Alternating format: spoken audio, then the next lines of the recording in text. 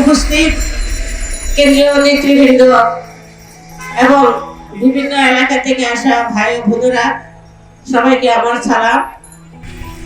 আমরা এখানে আজকে আমাদের যে দাবি দিবস, বাংলাদেশ ট্রেড ইউনিয়ন কেন্দ্রের দাবি দিবস, আমরা এখানে অনেক নারী শ্রমিক এবং অনেক পুরুষ শ্রমিক ভাইয়েরা উপস্থিত হয়েছি।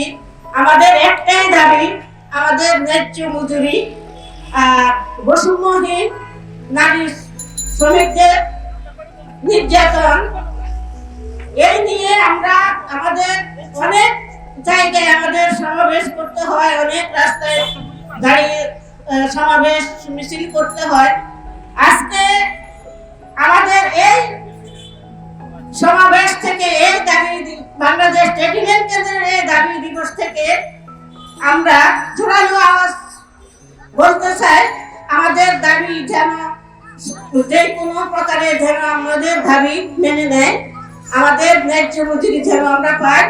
আমাদের নারী শ্রমিকরা যে কাজ করে তাদের অনেক সমস্যা, ওরা তাদের কোনো মাতৃত্বে কোনো ছুটি নাই এবং বাচ্চা রাখার কোনো ব্যবস্থা নাই।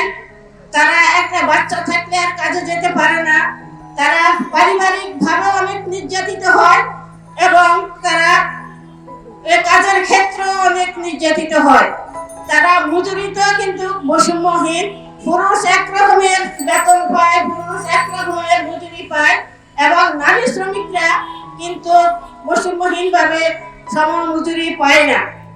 তো আমি আমার আজকে নেতৃবৃন্দের কাছে আমার অনুরোধ, আমাদের দাবিগুলো যেন, আমাদের নারী শ্রমিকদের যে দাবি, আমরা যে বৈষম্যহীনভাবে কাজ করতেছি, আমাদের দাবিগুলো যেন সংক্ষিপ্ত আকারে আমি বলতেছি। ধন্যবাদ সবাইকে।